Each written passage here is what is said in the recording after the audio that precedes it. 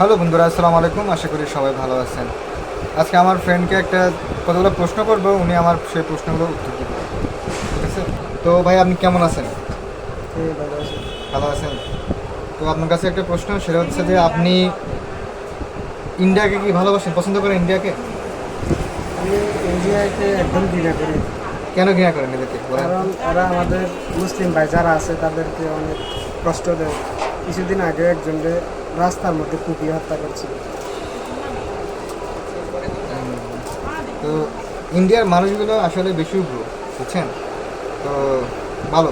তো আপনি বর্তমানে কোন দেশকে সাপোর্ট করতেছেন, ইরান নাকি আমেরিকা নাকি ইসরায়েল, কোনটা? আমি তো ইরাক অবশ্যই সাপোর্ট করবো, কারণ ইরাক আমাদের মুসলিম দেশ। ইরান সেক্ষেত্রে ইরান ইরান ইরান অবশ্যই সাপোর্ট করবো।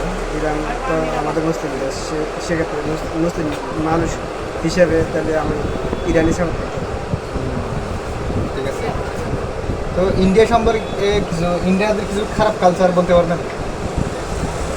ইন্ডিয়াতে খারাপ কালচার, এরা গরুর মুত খায়, অনেকে সেনা খায়, তারা গরুর গোবর খায়, এবং কি তারা এমন কিছু খায় যেগুলো আমরা ওগুলা খাবো দূরের কথা, ওদিকে তাকায়। বা এদের বলে বাথরুমও নাই, মানে পায়খানা করে পথে ঘাটে, রেল এরা লাইনের পাশে। এরা কিনা ফজরের আগে উঠে যেত ঘুমোতে উঠে এরা জঙ্গল খুঁজে ওখানে পায়খানা করে। আর তারপরে সবাই একসাথে স্নান স্নান করে নাকি এরা সিনাল সিনাল করে। স্নান করে। এই ভাই, এই হিন্দু হিন্দু জাতের মতো নিকৃষ্ট ছাদ আমার মনে হয় পৃথিবীতে দু একটা নাই। কারণ এরা যত ধরনের গুজব আছে, যত ধরনের কুসংস্কার আছে, এইগুলা কিন্তু এরা বেশি মানে, ঠিক আছে? এই কারণে কিন্তু এরা মানে কুসংস্কারের কারণেই অনেক মানুষকে হত্যা করে। যেমন গরুর মাংস খাওয়া যাবে না, কিন্তু মুসলিমদের মেন খাদ্য হচ্ছে গরুর মাংস। তো ওদের ইন্ডিয়াতে মানে মুসলমান গরুর মাংস খেতে পারবে না, আর ওরা খাবে যে গরুর পেশাব আর গরুর পায়খানা। আর আমরা মুসলমান যারা আছি তারা সবাই গরুর মাংস খাই, গরুর দুধ খাই, কিন্তু আমরা এটা ভালো কাজটা করতে পারবো না, কিন্তু ওরা খারাপ কাজটা করতে পারে। কিছুদিন আগে একটা কি গঙ্গা জল না কি জল আছে এদের, এখানে কিছু মুসলিম মুসলিম ছেলেরা ইফতার পার্টি করে কিছু মানে মাংসের হাড্ডি, মানে হাড্ডিগুলা পুকুরে ফেলাইছে বা গঙ্গা জলে ফেলাইছে।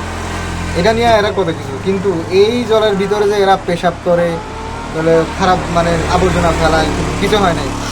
কিন্তু এই সামান্য কারণে ওদেরকে মামলা করছে, ওদেরকে হয়রানি করছে, এমনকি গ্রেপ্তার পর্যন্ত করছে। আপনি কি বলেন? এ ব্যাপারে আমি বলবো, কারণ তারা ওইখানে যখন স্নান করে সেক্ষেত্রে ওখানে না ফেলানটাই বেটার ছিল, কারণ ওইখানে তারা একটা ধর্মীয় একটা বিষয় আছে। ভাই, ওরা ওখানে ফেলাইছে যে মানে ওরা আরো স্নান করে না এখানে, মানে ওরা ওই গঙ্গা নদীকে পবিত্র মনে করে, ঠিক আছে? তো ওইখানে ওরা কি করে, যত ধরনের আবর্জনা আছে পচা সব কিছু ফেলায়, এমনকি পেশা পর্যন্ত করে। কিন্তু এরা হাড্ডি ফেলাইছে কে, এই জন্য এদেরকে গ্রেপ্তার করাইছে, এদের নামে মামলা দিছে, বুঝছেন? আসলে ইন্ডিয়াটা হচ্ছে মানে এরার ধর্মীয় একটা মানে ক্ষমতা আছে। পুরো ইন্ডিয়াতে হিন্দুর সংখ্যা তো অনেক বেশি। তো এই হেরাগুলো অবশ্যই এরা মানে এরা ইয়ে করবে, ক্ষমতা দেখাবে। এই যে সেক্ষেত্রে জোর করে ক্ষমতা দেখায়, ধর্মের ক্ষমতা দেখায়, এরা নিজের পাওয়ার দেখায়। মুসলমান আমরা যে সংখ্যালঘু, সেক্ষেত্রে তারা যা মন চায় তাই করে, মুসলমানের উপরে অত্যাচার তো করবে, এটা কি করে তারা এখন না, অনেক আগে থেকে করে আসছে। তো সেক্ষেত্রে ওদেরকে এই যুদ্ধ ছাড়া বা এদেরকে মানে যুদ্ধ ছাড়া এটা মানে সম্ভব না এরা ঠিক করা, আমার মনে হয়। দেখেন না, কিছুদিন পর পর যখন ওদের রাজনীতির একটা পরিবর্তন আসে, যেমন নির্বাচনের সময় যখন হয়, তখন নরেন্দ্র মোদী কি করে, পাকিস্তানের সাথে এরা যুদ্ধ বাঁধে দেয়। এই যুদ্ধ প্রতিবারে পাকিস্তানের কাছে মার খেয়ে এসে ওদের সে গান কতগুলা নিউজ চ্যানেল আছে, ওরা বলে আমরা জিতে গেছি, কিন্তু বাস্তবে কিন্তু ওরা এমন মারা খায়, এরপরও মানে মানে এমন গাল মারে বলার মতো না।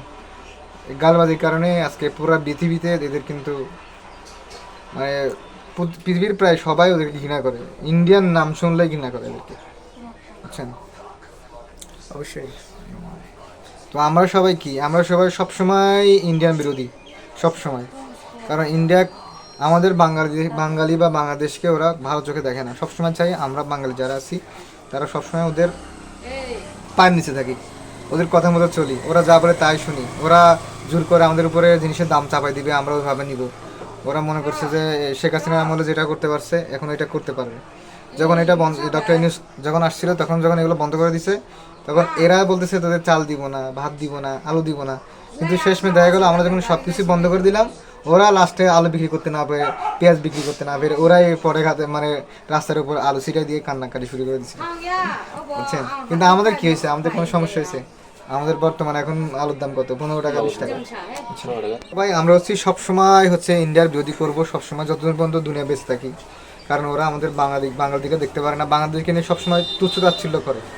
আর ওদের যে ব্যবহার, মানে যারা ইন্ডিয়ার যে মানুষগুলো, যে ওদের ব্যবহার যে এত খারাপ বলার মতো না। কথায় কথায় গালাগালি, মানে আবল তাবল মূর্খের মতো গালাগালি করে। বুঝছেন? ওদেরকে আপনি যদি ভালো একটা জিনিস বুঝে যাবেন, বুঝবে না, উল্টা গালাগালি শুরু করে দিবে, বুঝছেন? তো বন্ধুরা সবাই ভালো থাকবেন, সুস্থ থাকবেন। তো আমরা দুই বন্ধুর একটা সাক্ষাৎকার দিলাম। সবাই ভালো থাকবেন। আসসালামু আলাইকুম। আপনি যেন সালাম দিন।